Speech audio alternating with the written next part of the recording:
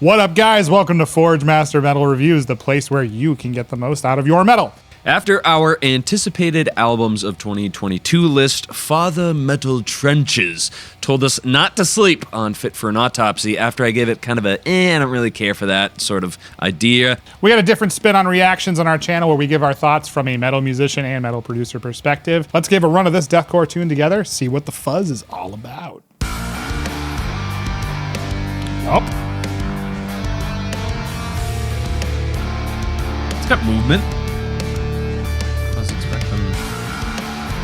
Kind of Gojira. Yeah. Atmospheric. I'm into it. I'm digging it. This is Deftones? Guest vocals by Chino, yeah. Seriously, is that Chino? We're gonna have to look that up.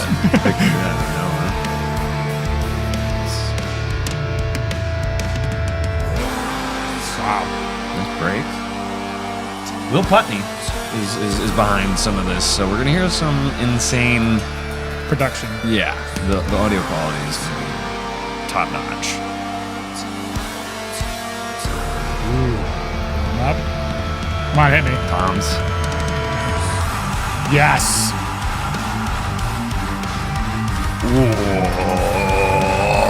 That is dope. Ooh, sick. Nice trick. Yeah, that's awesome.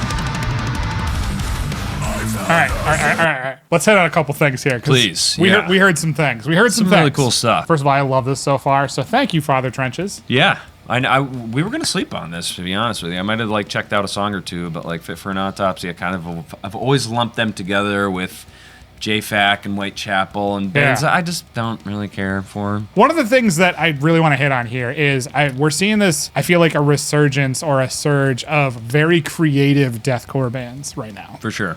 And this is a fantastic example of that. Like, you've got bands right now like, Humanity's Last Breath that are doing the, genty deathcore, but it's like very, very atmospheric. Right. There's a lot of extra stuff, extra layers in there. Mm-hmm. You've got Lorna Shore, who are doing like the symphonic black metal layer to the deathcore sound, which is pretty rad. Yep. This has got a very progressive overtone to it. Right. Yeah. Kind of has like Rivers of Nile, Gojira, the tonalities going on here. And really, I talked about it a little bit earlier, but production-wise, it's insane. And when you look at who's behind this, Will Putney, one of the best metal producers right now, is behind this. And he's also playing in this band. Yeah. So the organic tone of the drums, and I think that's a word that gets thrown around a lot, but this truly sounds organic and like you are in the room with an acoustic kit. Right. It just sounds so good, man. And I love the nuances that you can hear with the cymbal work and stuff. It's so brilliant. You brought up the organic sound, and one thing to pay attention to for that is a lot of the times drum productions in particular are a little bit blown out in the sense that the drums are very, very loud and they sound the same no matter how hard the drummer is hitting. In this, it sounds very human to me. And I love the fact that they're playing with contrast here. We got this slow build up.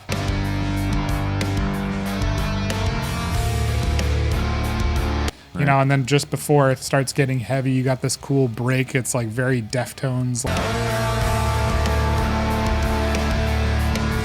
And then all of a sudden you get hit in the face.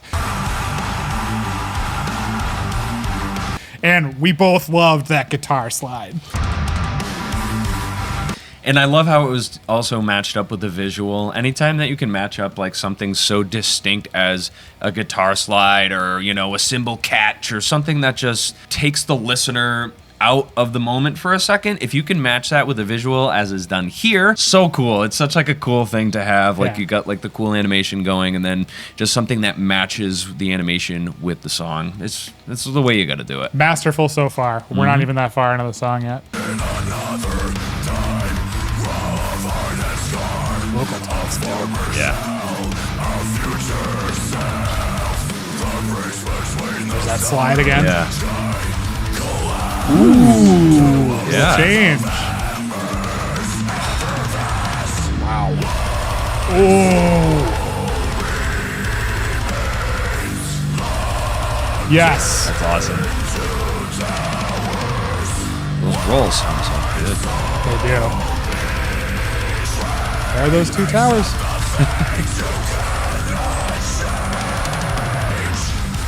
Yeah. Nice. Back to the verse. That's what I would have wanted. Yeah. Isn't it satisfying when things work out? But it still has that proggy element to it. Yeah. It's not. You got that, you know, rhythmic change there again. It's still. Oh. Dirty.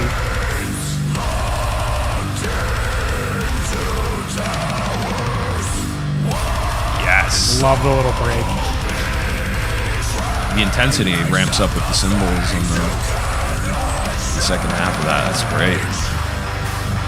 All right. We should pause it. Yeah. Something's changing here. Yeah. There's some badass shit going on in this. For real. There was this variation in the kick.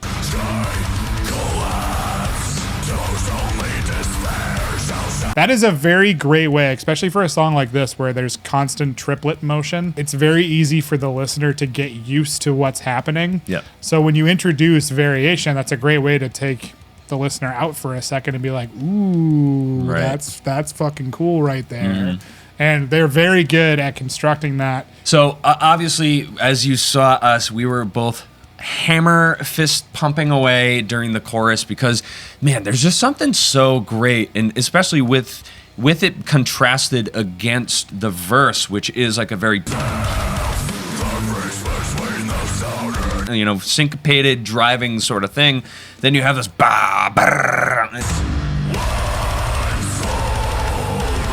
and Yeah. it's just like, it's almost like the reverse, the inverse of what you were just You're right. listening to. That's a very good point. Yeah. That like almost like drop moment gives you a moment to catch your breath, and then all of a sudden you get that barrage of like machine gun fire of the kick.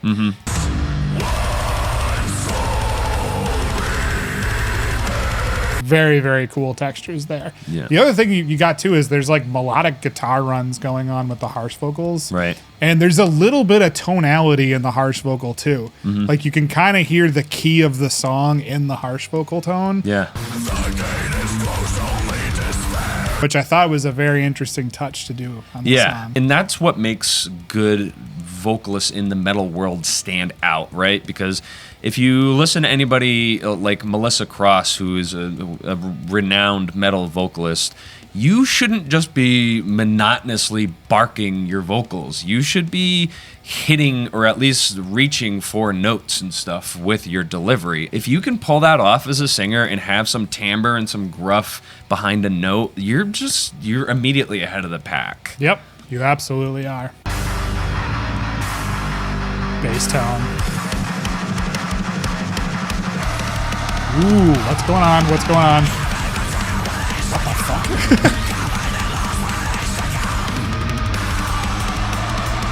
Okay.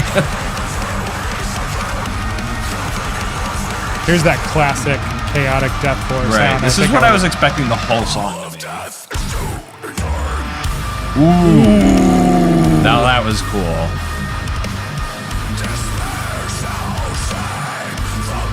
Ooh, the tension on that guitar and the stereo. Yeah. And then they get rid of it here. Nice. Kick. Oh, the kick only follows it. Oh, that one time? That's fucking sick.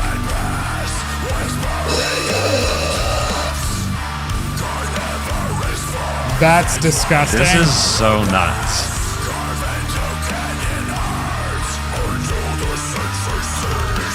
Wow. Ooh, nice little change.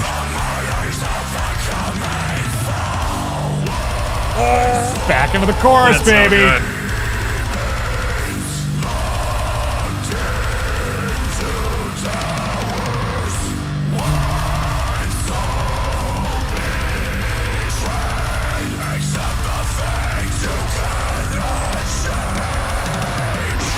Dude, Wow. wow. Was And not expecting it that. sounds like we're going into a solo, so maybe it was the right to pause it there. But there was so many things that we heard that were badass. We gotta touch on a few stuff here. Yeah. So the chaotic intro into the bridge was a little bit interesting, but now that I heard the whole thing, I think I understand why they did that.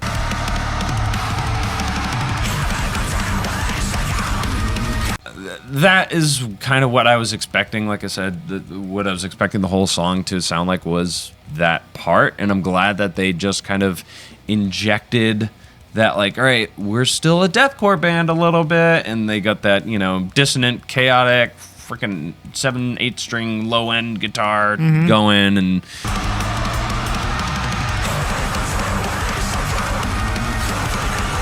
yeah, I mean, I can see why. I can see why they did it. Yeah, especially because like the way that part develops, it starts out crazy chaotic, and the song is very mid-tempo already.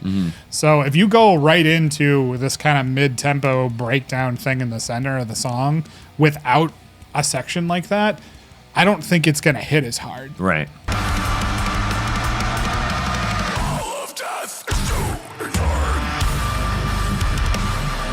Way more dramatic. Yeah, for sure. You know, and you've got all these cool stereo effects that are kind of happening in the field there. Right. You know, there's a lot of tension with like symphonic / guitar elements that are like going. There's also a point too where it kind of just goes away, and then you got the rhythm of that happening at the same time, or the rhythm of the guitars happening at that. Yeah.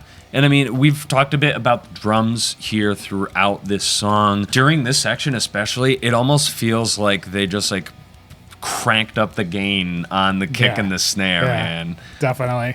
And this is how I am used to hearing a lot of blown out, like crazy drum productions on like death metal and deathcore records, is like during this section's like craziness of the breakdown. And notice in the beginning of the song, it was like very acoustic and pulled back, but here it's very intense. So it's awesome to see that the production made, or the producer made that decision to have the contrast on the drums. Yeah, you could see that people are starting to realize that the noise wars have been detrimental to, you know, the dynamic range of what music is supposed to be, you know, and it's wonderful to see that people are starting to reel it in a little bit in the metal world, because I think for so long they were just like, oh, metal fucking in your face all the time. Yeah. It's like, no, it doesn't always work. Right. And if you're always here and you want a part to go even higher, you know, but you're always here at all times, it's never going to sound impactful. Yeah. Whereas if you're here and then you want to eventually take the listener here, that jump is going to feel much more impactful when you do it. Right. It sounds like all the producers and a lot of the musicians from this era of the loudness wars, the deathcore, the heaviest breakdown, are kind of growing out of that and realizing, all right, well, you know, we like good music too, and we want to make good music. So mad kudos to these guys for sure. It's fucking rad. Yeah. And there's some great stuff here too. Like in the last movement, I guess the third movement of this like bridge breakdown kind of thing, there's a lot of unexpectedness in the rhythms.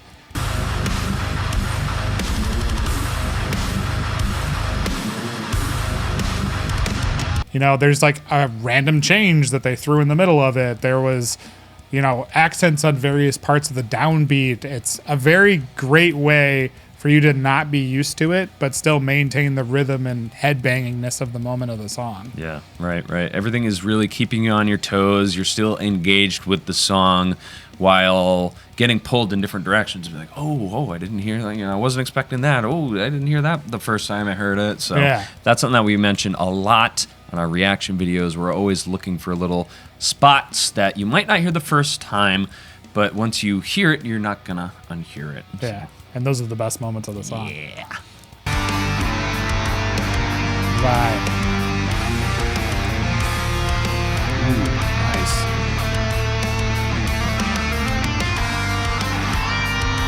Cool. Harmony.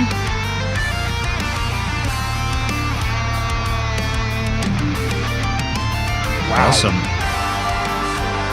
nice little tapping section now. Yeah. And the subdued vocals. See, I mean, I think tapping has always been a deathcore trope, but when you use it in this way, it's like, oh, this sounds amazing. Yeah, it's a texture, not like an in-your-face one. Right.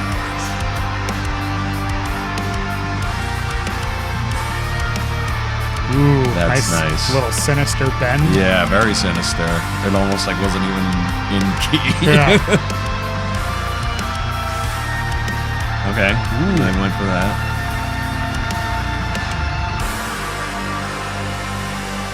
Love the delay wash. Okay, so Damn. Father Trenches was right.